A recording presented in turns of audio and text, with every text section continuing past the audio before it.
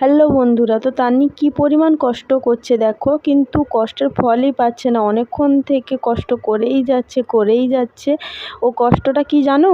ও আসলে দাঁড়াতে চেষ্টা করছে। তো নতুন দাঁড়াতে শিখেছে, সেজন্য দাঁড়ানোর আপ্রাণ চেষ্টা করে যাচ্ছে।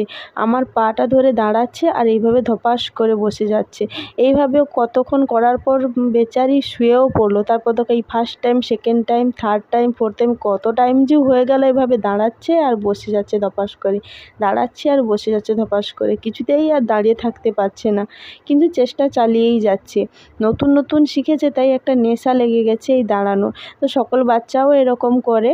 তো দেখো কিভাবে এই যে দাঁড়ানোর চেষ্টা করছে, দেখেও খুবই ভালো লাগে এগুলো দেখতে।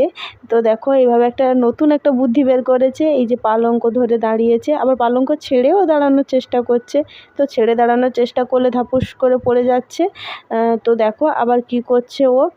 তো তিনি দুজনেই দাঁড়ানোর এভাবে চেষ্টা করছে। দুজনেই একটু দাঁড়াতে শিখেছে।